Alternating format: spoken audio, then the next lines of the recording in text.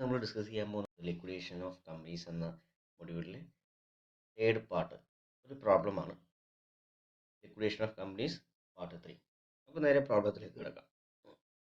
പ്രോബ്ലത്തിലേക്ക് കിടക്കുന്നതിന് മുമ്പ് എൻ്റെ ചാനൽ ആരും സബ്സ്ക്രൈബ് ചെയ്തിട്ടില്ലായെങ്കിൽ സബ്സ്ക്രൈബ് ചെയ്യുക, ബെല്ലൈക്കൺ എനേബിൾ ചെയ്യുക, ലൈക്ക് ചെയ്യുക. ഇതിനു മുമ്പുള്ള പാർട്ടുകൾ പാർട്ട് 1, പാർട്ട് 2 അതിൻ്റെ എല്ലാ ലിങ്കുകളും ഞാൻ ഡിസ്ക്രിപ്ഷൻ ബോക്സിൽ ഇട്ടേക്കാം.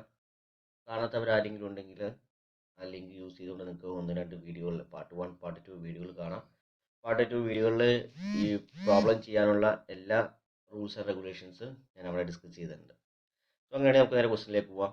Bharat limited went into liquidation on 31st December 2018.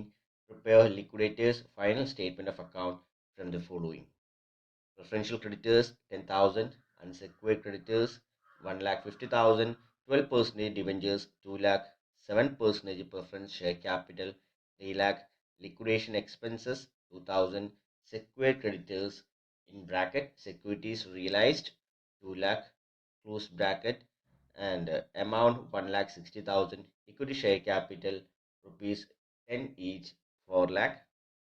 Liquidator is entitled to get a remuneration of 2% on all assets realized and 3% on amount paid to unsecured creditors. Sundry assets realized amount rupees 4,40,000. Okay, so ഇവിടെ 4,40,000 ഒരു zero missing ആണ്. Normally ആലോചിച്ച് നിങ്ങൾ ഇത്രയാണ് ഇതിനകത്ത് പറയാനുള്ളത്. അതായത് assets realise ചെയ്തത് എമൗണ്ട്, ഫുൾ എമൗണ്ട് കാണിച്ചിട്ടുണ്ട്. ഓരോ അസറ്റിൻ്റെയും പേരല്ല ഇവിടെ പറഞ്ഞിരിക്കുന്നത്. ഫുൾ അസറ്റിൻ്റെ റിയലൈസ് ചെയ്ത വാല്യൂ ഇവിടെ തന്നിട്ടുണ്ട് 4,40,000. അത് കൂടാതെ സെക്വേർഡ് ക്രെഡിറ്റേഴ്സിൻ്റെ കേസിൽ ഇവിടെ പറയുന്നുണ്ട് സെക്വേർഡ് ക്രെഡിറ്റേഴ്സ്. ആ സെക്വേർഡ് ക്രെഡിറ്റേഴ്സിൻ്റെ സെക്യൂരിറ്റിയുടെ എമൗണ്ട്, സെക്വേർഡ് ക്രെഡിറ്റേഴ്സിൽ നിന്ന് ലോൺ വാങ്ങിച്ചപ്പോൾ നമ്മൾ വെച്ച സെക്യൂരിറ്റിയുടെ എമൗണ്ട് എന്ന് പറയുന്നത് 2 lakh ആണ്. അവർക്ക് കൊടുക്കാനുള്ള അസറ്റിൻ്റെ വാല്യൂ എന്ന് പറയുന്നത് അവർക്ക് കൊടുക്കാനുള്ള എമൗണ്ട് എന്ന് പറയുന്നത് 1,60,000 ആണ്. സോ അപ്പോൾ എക്സസ് ആയിട്ടുള്ള അസറ്റിൻ്റെ വാല്യൂ 40,000 ആണ്. ഇത് കാണുന്നത് റെമ്യൂണറേഷൻ കാണുമ്പോൾ. നമ്മളിവിടെ ചെയ്യാൻ പോകുന്നത് നമ്മൾ നേരത്തെ ഡിസ്കസ് ചെയ്ത പോലെ security held in secured creditors, അതിനകത്ത് അവർ തന്നെ ആ സെക്യൂരിറ്റിയുടെ എമൗണ്ട് എടുത്തുകൊണ്ട് പോയിട്ട് ബാലൻസ് ഉള്ള എമൗണ്ട് നമുക്ക് തിരികെ തരികയാണ് ചെയ്യുന്നത്. സോ അപ്പോൾ ബാലൻസ് ഉള്ള എമൗണ്ടിന് മാത്രം അസറ്റിൻ്റെ റെമ്യൂറേഷൻ, നമ്മുടെ ലിക്വിഡേറ്റേഴ്സിൻ്റെ റെമ്യൂറേഷൻ കാണുമ്പോൾ ആ സർപ്ലസ് എമൗണ്ട്, അതായത് 40,000 എന്ന് പറഞ്ഞ സർപ്ലസ് എമൗണ്ടിൻ്റെ മാത്രം റെമ്യൂറേഷൻ കണ്ടാൽ മതി, അല്ലെങ്കിൽ എടുത്താൽ മതി. സോ അവിടെ പ്രിഫറൻഷ്യൽ ക്രെഡിറ്റ്, അൺസെക്യൂർഡ് ക്രെഡിറ്റേഴ്സ് എന്ന് പറയുന്നത് പ്രിഫറൻഷ്യൽ ക്രെഡിറ്റേഴ്സും കൂടിയാണ്. അവിടെ 2 രീതിയിലാണ് റെമ്യൂറേഷൻ പേ ചെയ്യേണ്ടത്. ഒന്ന് അസറ്റ് റിയലൈസ് ചെയ്ത കാര്യത്തിലും. അപ്പോൾ അസറ്റ് റിയലൈസ് ചെയ്ത് വെച്ചുകൊണ്ട് നമ്മൾ ടോട്ടൽ ചെയ്യുമ്പോഴത്തേക്കും നോക്കേണ്ടത് അസറ്റ് റിയലൈസ് ചെയ്ത എമൗണ്ട് 4,40,000. അത് കൂടാതെ ഈ പറയുന്ന ഇതിൻ്റെയും ഈ 2 വാല്യൂയുടെ ഡിഫറൻസ്, ആ 2 വാല്യൂയുടെയും കൂടി ഡിഫറൻസ് എടുത്തിട്ട് വേണം കാണാൻ. അതായത് നമുക്ക് വരുന്ന എമൗണ്ട് എന്ന് പറഞ്ഞാൽ ഈ 4,40,000 പ്ലസ് 40,000 ആണ്. എന്ത് അസറ്റ് റിയലൈസ് ചെയ്ത് ഫോർ ദ പേർപ്പസ് ഓഫ് എന്തിന്, for the purpose of calculating remuneration based on the assets of liquidator. So അപ്പോൾ 4,80,000 അതിൻ്റെ 2% വേണം നമുക്ക് റെമ്യൂണറേഷൻ ആയിട്ട് കാണാൻ. നമുക്ക് വർക്കിംഗ് നോട്ടൊക്കെ നോക്കാം.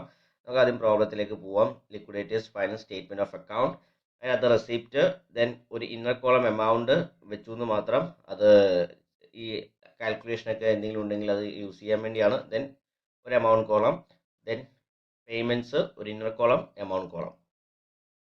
ദെൻ ഫസ്റ്റ് തന്നെ assets realise on the receipt side, assets realise എന്ന് പറഞ്ഞാൽ 4,40,000 ആണ്. ദെൻ പിന്നെ നമ്മൾ കണ്ട കാര്യങ്ങളുണ്ട്. നമ്മൾ കണ്ടത് അതിനകത്ത് പിന്നെ വരുന്നത് സർപ്ലസും കോൾസിൻ്റെ ഇയറുമാണ്. സർപ്ലസും കോൾസിൻ്റെ ഇയർ എന്ന് പറയുമ്പോൾ ഇതിനകത്ത് സർപ്ലസ് എന്ന് പറയുന്നത് സർപ്ലസ് ഫ്രം സെക്യൂരിറ്റീസ് റിയലൈസ്ഡ് എന്നാൽ securities given to secured creditors എന്ന് പറയുന്ന ഡിഫറൻസ് ആണ് കണ്ടത്. 2 lakhും 1,60,000 നമ്മളുടെ ഡിഫറൻസ് കണ്ടു, നമുക്ക് കിട്ടി 40,000. ഓക്കെ, ദെൻ അതിനുശേഷം പിന്നെ വേറെ അസറ്റ് കാര്യങ്ങളൊന്നും റിയലൈസ് ചെയ്തിട്ടില്ല, നമുക്ക് വേറെ ഒന്നും കിട്ടിയിട്ടില്ല. ആകെ കിട്ടിയ അസറ്റ് ഒരു 4,40,000 പിന്നെ സെക്യൂർഡ് ക്രെഡിറ്റേഴ്സിന് കൊടുത്ത സെക്യൂരിറ്റീസിൻ്റെ ബാലൻസ് എമൗണ്ട് ആയ 40,000 ആണ് കിട്ടിയിരിക്കുന്നത്. ഓക്കെ, സോ ദെൻ ഇനി പേയ്മെൻറ്റ് സൈഡ് ആണെങ്കിൽ ഇപ്പോൾ ഓൾറെഡി നമ്മൾ സെക്യൂർഡ് ക്രെഡിറ്റേഴ്സിനെ സെറ്റിൽ ചെയ്ത് കഴിഞ്ഞു അല്ലേ, ഓൾറെഡി സെക്യൂർഡ് ക്രെഡിറ്റേഴ്സിനെ സെറ്റിൽ ചെയ്ത് കഴിഞ്ഞു. അങ്ങനെ ബാലൻസ് എമൗണ്ട് 40,000 നമുക്ക് കിട്ടിയിട്ടുണ്ട്. ദെൻ ഇനി പേയ്മെൻറ്റ് സൈഡിലേക്ക് നോക്കുകയാണെങ്കിൽ പിന്നെ വരുന്നത് സെക്യൂർഡ് ക്രെഡിറ്റേഴ്സിന് ശേഷം പിന്നെ വരുന്നത് ലിക്വിഡേഷൻ എക്സ്പെൻസ് ആണ്. സോ ലിക്വിഡേഷൻ എക്സ്പെൻസ് എന്ന് പറയുന്നത് ഇവിടെ ക്വസ്റ്റിൽ പറഞ്ഞിട്ടുണ്ട് 2,000 ആണ്. അല്ലേ? ലിക്വിഡേഷൻ എക്സ്പെൻസ് ക്വസ്റ്റിൽ പറഞ്ഞിട്ടുണ്ട് 2000 ആണ്. സോ ആ 2000 അത് കഴിഞ്ഞാൽ ലിക്വിഡേറ്റേഴ്സ് റെമ്യൂണറേഷൻ ആണ്. ലിക്വിഡേറ്റേഴ്സ് റെമ്യൂണറേഷൻ എഴുതുമ്പോൾ ആദ്യം നമ്മളിവിടെ ലിക്വിഡേറ്റേഴ്സ് റെമ്യൂണറേഷൻ രണ്ട് രീതിയിൽ പറഞ്ഞിട്ടുണ്ട് ക്വസ്റ്റിൽ. ഏതൊക്കെയാണ്? ഒന്ന് പറയുന്നത് അസറ്റിൻ്റെ 2%, അസറ്റ് റിയലൈസ് ചെയ്തതിൻ്റെ 2%, പിന്നെ പറയുന്നത് അൺസെക്യൂർഡ് ക്രെഡിറ്റേഴ്സിന് കൊടുക്കുന്നതിൻ്റെ 3%. സോ അപ്പോൾ ആദ്യത്തെ അസറ്റ് റിയലൈസ് ചെയ്തതിനെ നമുക്കിവിടെ കണ്ടുപിടിക്കാൻ പറ്റും. കാരണം നമുക്കിവിടെ എമൗണ്ട് തന്നിട്ടുണ്ട് 4,40,000 40,000 രണ്ടും കൂടി ആഡ് ചെയ്ത എമൗണ്ട് ആണ് അസറ്റ് റിയലൈസ് ചെയ്തത്. എന്തുകൊണ്ടാണ് 40,000 എന്നുള്ളത് ഞാൻ പറഞ്ഞു. ആ അസംഷൻ എഴുതണം ക്വസ്റ്റ്യനിൽ. നിങ്ങൾ ഒരു ഫോർമാറ്റിൻ്റെ താഴെ ലിക്വിഡിറ്റേഴ്സ് ഫൈനൽ സ്റ്റേറ്റ്മെന്റ് ഓഫ് അക്കൗണ്ടിന്റെ ഫോർമാറ്റിന് താഴെ ഒരു നോട്ട് എന്നുള്ള രീതിയിൽ നിങ്ങൾ എന്ത് ചെയ്യുക, അസംഷൻ കൊടുക്കുക. So assets held as A security for secure creditors that should be taken by securities and balance amount is realized by the liquidator. So for the purpose of calculating liquidators remuneration, the surplus amount should be added towards the assets realized. 4,40,000 plus 40,000 എന്ന് പറഞ്ഞാൽ 4,80,000 എടുക്കുന്നു. ആ 4,80,000ന്റെ percentage ആണ്. 4,80,000ന്റെ percentage ആയിരിക്കും ഈ പറയുന്ന 9,600 എന്ന് പറയുന്നത്. നമുക്ക് ഓൾറെഡി ഇവിടെ 4,80,000 ഇൻറ്റു 2/100 ഞാൻ കാൽക്കുലേഷൻ ഇവിടെ എഴുതിയിട്ടിട്ടുണ്ട്. നിങ്ങൾ കാൽക്കുലേഷൻ അതിനകത്ത് തന്നെ എഴുതണമെന്ന് നിർബന്ധമൊന്നുമില്ല. നേരെ എന്ത് ചെയ്താൽ മതി, പുറത്ത് ഇതിൻ്റെ പുറത്ത് ഇപ്പോൾ മനസ്സിലാവാൻ വേണ്ടി പെട്ടെന്ന് ഞാൻ എഴുതിയിട്ടുള്ളൂ. 9,600 ആണ് എമൗണ്ട്. സോ ഇനി അടുത്ത കാര്യങ്ങൾ, അടുത്തത് ഞാൻ തൽക്കാലം ഞാൻ ഇതിനകത്ത് എഴുതി വെച്ചിട്ടുണ്ട്. പക്ഷെ നിങ്ങൾ എഴുതാൻ പറ്റില്ല നമുക്ക് ഫോർമാറ്റ്. ഇപ്പോൾ ഞാൻ ഇങ്ങനെ കമ്പ്യൂട്ടർ ചെയ്ത് വെക്കുന്ന കാരണം ഞാനത് എഴുതി വെച്ചേ നമുക്ക് ചെയ്യാൻ പറ്റുള്ളൂ. നോർമൽ കേസിൽ നെക്സ്റ്റ് ഇനി remuneration based on payment made to unsecured creditors എന്നുള്ളത് അൺസെക്യൂർഡ് ക്രെഡിറ്റേഴ്സിന് കൊടുക്കാൻ പറ്റും. അവിടെ തന്നെ രണ്ട് രീതിയിലാണ് അല്ലേ? അൺസെക്യൂർഡ് ക്രെഡിറ്റേഴ്സിന് പേയ്മെന്റ് കൊടുക്കുമ്പോൾ രണ്ട് രീതിയിലാണ്. ഒന്ന് എമൗണ്ട് ഫുള്ളായിട്ട് കൊടുക്കാനുണ്ടെങ്കിൽ എങ്ങനെയാണെന്നുള്ളതും എമൗണ്ട് ഫുള്ളായിട്ട് കൊടുക്കാനില്ല എങ്കിൽ എങ്ങനെയാണെന്നുള്ളത് രണ്ട് രീതിയിലുള്ള ഫോമുലയാണ്. അപ്പോൾ നമുക്ക് നോക്കാം. ആദ്യം അൺസെക്യൂർഡ് ക്രെഡിറ്റേഴ്സിന് ഫുള്ളായിട്ട് എമൗണ്ട് കൊടുക്കാനുള്ള ഫണ്ട് നമ്മുടെ കയ്യിൽ ഉണ്ടോ ഇല്ലയോ എന്നുള്ളത് നമുക്ക് നോക്കണം. ഇപ്പോൾ 4,80,000 ആണ് നമുക്ക് മൊത്തം ഉള്ളത്. അതിനകത്ത് 2,000 കൊടുത്തു, 9,600 കൊടുത്തു. ഓക്കെ, ദെൻ പിന്നെ വരുന്നത് ഡിബഞ്ചേഴ്സിന് കൊടുക്കലാണ്. അടുത്ത എന്താണ്? ഡിബഞ്ചേഴ്സ് ആണ് അല്ലേ? പ്രിഫറൻഷ്യൽ ക്രെഡിറ്റേഴ്സ് അല്ല ഇവിടെ പ്രത്യേകിച്ച് അസറ്റിനകത്തൊന്നും ചാർജ് ഉള്ളതായിട്ട് പറയുന്നില്ല. അതുകൊണ്ട് ഡിബഞ്ചേഴ്സ് 2 lakh. ഇതിനകത്ത് കൊടുത്തിരിക്കുന്ന അൺസെക്യൂർഡ് ക്രെഡിറ്റേഴ്സിൻ്റെ പേയ്മെൻറ്റ് തൽക്കാലം നിൽക്കട്ടെ. ഞാനത് ഓർഡറിലാണ് പറഞ്ഞു പോകുന്നത്. അപ്പോൾ ഓർഡറിൽ തന്നെ നിങ്ങൾ ഫോളോ ചെയ്ത് പോവുക.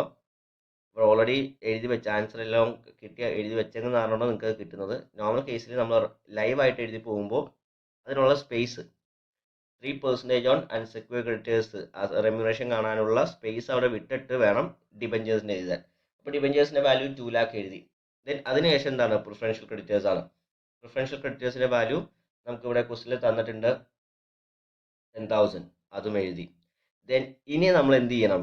അൺസെക്യൂർഡ് ക്രെഡിറ്റേഴ്സിന് കൊടുക്കാനുള്ള പേയ്മെൻറ്റ് ഉണ്ടോ എന്നുള്ളത് നോക്കുക. സോ അതെങ്ങനെ നോക്കാം? Payment available to unsecured creditors എന്ന ക്വസ്റ്റിൽ ഇവിടെ ഞാൻ കാൽക്കുലേഷൻ എടുത്തു. ദെൻ അതിനുശേഷം എന്തൊക്കെയാണ് നമുക്ക് 4,80,000 നമുക്ക് ഓൾറെഡി കിട്ടിയിട്ടുണ്ട് അല്ലേ? ഒരു 4,80,000 നമുക്ക് റെസീപ്റ്റ് സൈഡിലുണ്ട്. അതിൽ നിന്നും ഇപ്പോൾ സ്റ്റേറ്റ്മെൻറ്റ് നോക്കുകയാണെങ്കിൽ ഒരു 2,000 ലിക്വിഡേഷൻ എക്സ്പെൻസും 9,000 ലിക്വിഡേറ്റേഴ്സ് റെമ്യൂണറേഷൻ ആയിട്ട് ഓൾറെഡി അസറ്റിനെ ബേസ് ചെയ്ത് നമ്മൾ കൊടുത്തിട്ടുണ്ട്. അതുകൂടാണ്ട് ഡിബഞ്ചേഴ്സിൻ്റെ വാല്യൂ കൊടുത്തിട്ടുണ്ട്.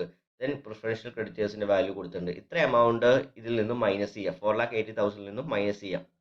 അപ്പോൾ കിട്ടുന്ന ഒരു വാല്യൂ ആണ് 2,58,400 എന്നുള്ളത്.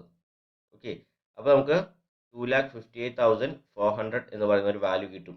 ദെൻ ഇനി നമ്മൾ നേരെ ക്വസ്റ്റ്യനിലേക്ക് നോക്കുക. അൺസെക്യൂർഡ് ക്രെഡിറ്റേഴ്സിൻ്റെ എമൗണ്ട് എത്രയാണെന്നുള്ളത് നോക്കുക. 1,50,000 ആണ് അൺസെക്യൂർഡ് ക്രെഡിറ്റേഴ്സ്. അതായത് നമുക്ക് ഫുൾ എമൗണ്ട് കൊടുക്കാനുള്ള സഫീഷ്യൻറ്റ് ഫണ്ട് നമ്മുടെ കയ്യിലുണ്ട്. 2,58,400 ഉണ്ട്. ആകെ എത്ര കൊടുത്താൽ മതി? 1,50,000 കൊടുത്താൽ മതി. സോ നമുക്ക് സഫീഷ്യൻറ്റ് ഫണ്ട് ഉണ്ട്. സോ അപ്പോൾ നമുക്ക് അതിന് ബേസ് ചെയ്തുള്ള ജേർണൽ എൻട്രി എഴുതാൻ മതി. എന്തായിരുന്നു ജേർണൽ എൻട്രി? സോ നമുക്കത് നോക്കാം. പേയ്മെൻറ്റ് ദെൻ ഒന്നുകൂടി ഞാൻ പറയുകയാണ് എങ്ങനെയാണ് അൺസെക്യൂർഡ് ക്രെഡിറ്റേഴ്സിന് കൊടുക്കാനുള്ള ഫണ്ട് ഫുൾ ഉണ്ടെന്നുള്ള എങ്ങനെയാണ് നോക്കുന്നത്. ഒന്ന് 4,80,000 എന്നുള്ള റെസിപ്റ്റ് ടോട്ടൽ റെസിപ്റ്റ് ആണ്. ടോട്ടൽ റെസിപ്റ്റിൽ നിന്നും പേയ്മെൻറ്റ് സോഫാർ കൊടുത്തത് മൊത്തം മൈനസ് ചെയ്യാം. അപ്പോൾ അതിനകത്ത് നമ്മൾ ഈ പറഞ്ഞ കാര്യങ്ങളെല്ലാം വരും. ഏതൊക്കെയായിരുന്നു വന്നത്? ലിക്വിഡേഷൻ എക്സ്പെൻസ് വന്നു, ലിക്വിഡേറ്റേഴ്സ് റെമ്യൂണറേഷൻ്റെ കുറച്ച് കണ്ടുപിടിച്ചത് അത് വന്നു, ഡിബഞ്ചേഴ്സിൻ്റെ വാല്യൂ വന്നു, പ്രിഫറൻഷ്യൽ ക്രെഡിറ്റേഴ്സിൻ്റെ വാല്യൂ വന്നു. ഇത്രയും കാര്യങ്ങൾ മൈനസ് ചെയ്യുമ്പോൾ കിട്ടുന്ന എമൗണ്ട് ആണ് 2,58,400. അത് നേരെ ക്വസ്റ്റ്യൻ ബാലൻസ് ഷീറ്റിൽ അല്ലെങ്കിൽ ക്വസ്റ്റ്യനിലായിട്ട് കമ്പയർ ചെയ്ത് നോക്കുമ്പോൾ ക്വസ്റ്റ്യനിലെ എമൗണ്ട് 1,50,000 ഉള്ളൂ. ആ 1,50,000 എന്ന് പറയുന്നത് ഇതിൽ നിന്നും ഫുള്ളായിട്ട് കൊടുത്ത് തീർക്കാൻ പറ്റും. സോ അതുകൊണ്ട് നമുക്ക് നേരെ കാൽക്കുലേഷനിലേക്ക് പോവുകയാണെങ്കിൽ അൺസെക്യൂർഡ് ക്രെഡിറ്റേഴ്സിന് കൊടുക്കാനുള്ള എമൗണ്ട് കാൽക്കുലേറ്റ് ചെയ്യുമ്പോൾ എങ്ങനെ കാൽക്കുലേറ്റ് ചെയ്യാം? 1,50,000 നമ്മൾ ഓൾറെഡി ഇവിടെ കൊടുത്തിട്ടുണ്ട്. അൺസെക്യൂർഡ് ക്രെഡിറ്റേഴ്സ് 1,50,000 ഫുള്ള് കൊടുക്കാം. പക്ഷേ ഇവിടെ അൺസെക്യൂർഡ് ക്രെഡിറ്റേഴ്സ് എന്ന് പറഞ്ഞാൽ എന്താണ്? ഇവിടെ രണ്ട് രീതിയിലും ചെയ്യാത്തത്. ഈ പറയുന്ന ഫിഗർ രണ്ട് രീതിയിലും ചെയ്യാം. 1,60,000 നേരിട്ട് കൊടുക്കാണ്ട് രണ്ടായിട്ട് ചെയ്യാം. എങ്ങനെ? 10,000 പ്രിഫറൻഷ്യൽ ക്രെഡിറ്റേഴ്സ് ആണ് അല്ലേ? അപ്പോൾ 10,000 സെപ്പറേറ്റ് കണ്ടുപിടിച്ചിട്ട് വേണമെങ്കിലും ചെയ്യാം. അല്ലെങ്കിൽ 10,000 പ്ലസ് 1,50,000 ടോട്ടൽ 1,60,000 അങ്ങനെയും ഒരുമിച്ചും കണ്ടുപിടിക്കാം. സോ ഇവിടെ ഞാൻ ഒരുമിച്ച് കണ്ടുപിടിച്ച് വെച്ചിട്ടുണ്ട്. സോ അങ്ങനെയാണെന്നുണ്ടെങ്കിൽ നോക്കുക, ഇവിടെ ക്വസ്റ്റ്യനിൽ പ്രത്യേകിച്ചൊന്നും പറയുന്നില്ല, അൺസെക്യൂർഡ് ക്രെഡിറ്റേഴ്സിന് കൊടുക്കാൻ മാത്രമേ പറയുന്നുള്ളൂ. അപ്പോൾ ഇവിടെ അതിനർത്ഥം അൺസെക്യൂർഡ് ക്രെഡിറ്റേഴ്സ് എന്ന് പറയുന്നത് എന്തും കൂടിയാണ്? പ്രിഫറൻഷ്യൽ ക്രെഡിറ്റേഴ്സും കൂടിയാണ്. അൺസെക്യൂർഡ് ക്രെഡിറ്റേഴ്സ് എന്ന് പറഞ്ഞാൽ ഇൻക്ലൂഡിങ് പ്രിഫറൻഷ്യൽ ക്രെഡിറ്റേഴ്സ് ആണ്. സോ അപ്പോൾ അൺസെക്യൂർഡ് ക്രെഡിറ്റേഴ്സ് കൊടുക്കാനുള്ള എമൗണ്ട് നമ്മൾ അവിടെ എഴുതി വെച്ചു. നമ്മൾ എത്രയാണ്? ഫുൾ എമൗണ്ട് ആയ 1,50,000 കൊടുക്കാൻ പറ്റി എന്നുള്ള നമുക്ക് മനസ്സിലായി. നമുക്ക് 1,50,000 തന്നെ കൊടുത്തു. അപ്പോൾ ഇവിടെ സഫിഷ്യൻ്റ് ആയതുകൊണ്ടുള്ള ജേലൻ ഇക്വേഷൻ എന്താണ്?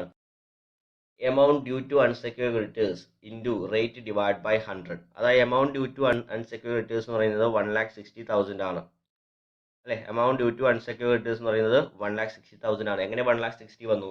ഇവിടെ അൺസെക്യൂർഡ് ക്രെഡിറ്റേഴ്സ് എന്ന് പറയുന്നത് ആരും കൂടിയാണ്? ഇൻക്ലൂഡിങ് പ്രിഫറൻഷ്യൽ ക്രെഡിറ്റേഴ്സ് ആണ്. അപ്പോൾ പ്രിഫറൻഷ്യൽ ക്രെഡിറ്റേഴ്സിൻ്റെ വാല്യൂ എന്ന് പറയുന്നത് 10,000 അൺസെക്യൂർഡ് ക്രെഡിറ്റേഴ്സിൻ്റെ വാല്യൂ എന്ന് പറയുന്നത് 1,50,000 ആണ് അല്ലേ? നോക്കിയോ, ക്വസ്റ്റിൽ നോക്കിയോ, പ്രിഫറൻഷ്യൽ ക്രെഡിറ്റേഴ്സ് എന്ന് പറയുന്നത് 10,000 അൺസെക്യൂർഡ് ക്രെഡിറ്റേഴ്സ് എന്ന് പറയുന്നത് 1,50,000 ആണ്. രണ്ടും കൂടി ടോട്ടൽ ചെയ്യുമ്പോഴാണ് നമുക്ക് 1,60,000 എന്ന് പറയുന്ന എമൗണ്ട് കിട്ടുന്നത്. ഓക്കെ, അപ്പോൾ 1,60,000 ഇൻറ്റു റേറ്റ് നമുക്ക് ക്വസ്റ്റിൽ പറയുന്നുണ്ട് 3% ആണ്. അതേ ഡിവൈഡ് ബൈ 100 അങ്ങനെയുള്ളൊരു റേറ്റ് നമുക്ക് കിട്ടി. അപ്പോൾ ടോട്ടൽ അതിൻ്റെ റെമ്യൂണേഷൻ എന്ന് പറഞ്ഞാൽ 4,800 ആണ്. സോ ഈ 4,800ഉം 9,600 നേരത്തെ നമ്മൾ കണ്ടുപിടിച്ച 9,600 എങ്ങനെ? അസറ്റിനെ ബേസ് ചെയ്തുള്ള റെമ്യൂണേഷനും കണ്ടുപിടിച്ചു 9,600. അതുകൂടാതെ 4,800 കൂടി ടോട്ടൽ ചെയ്യുമ്പോൾ കിട്ടുന്നതാണ് 14,400 ആയ total remuneration of liquidator.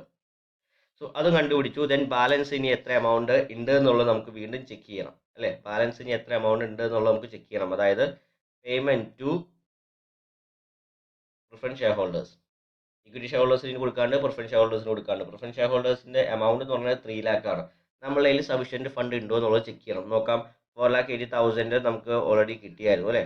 4,80,000 total receipt കിട്ടി. അതിൽ നിന്നും ലിക്വിഡേഷൻ എക്സ്പെൻസ് മൈനസ് ചെയ്തു. ലിക്വിഡേറ്റേഴ്സ് റെമ്യൂണറേഷൻ രണ്ട് രീതിയിലും കണ്ടുപിടിച്ചത് മൈനസ് ചെയ്തു. അസറ്റിനെ ബേസ് ചെയ്തതും അൺസെക്യൂർഡ് ക്രെഡിറ്റേഴ്സിന് കൊടുത്തതിന് ബേസ് ചെയ്തുള്ള റെമ്യൂണറേഷൻ മൈനസ് ചെയ്തു. ഡിബഞ്ചേഴ്സ് മൈനസ് ചെയ്തു. പ്രിഫറൻഷ്യൽ ക്രെഡിറ്റേഴ്സ് മൈനസ് ചെയ്തു. ദെൻ ഈ പറയുന്ന അൺസെക്യൂർഡ് ക്രെഡിറ്റേഴ്സ് മൈനസ് ചെയ്തു. അപ്പോൾ കിട്ടുന്ന ബാലൻസ് എമൗണ്ട് എന്ന് പറയുന്നത് 1,03,600 ഉള്ളൂ. ഈ 1,03,600 എന്ന് പറയുന്നത് പ്രിഫറൻസ് ഷെയർ ക്യാപിറ്റലിന്റെ വാല്യൂ നോക്കുക, എത്രയാണ്? 3 lakh ആണ്. പ്രിഫറൻസ് ഷെയർ ക്യാപിറ്റലിന്റെ വാല്യൂ 3 lakh ആണ്. പക്ഷെ സഫീഷ്യൻ്റ് അല്ല അല്ലേ? ഫുള്ളായിട്ട് കൊടുക്കാൻ നമ്മുടെ കയ്യിൽ എമൗണ്ട് ഇല്ല.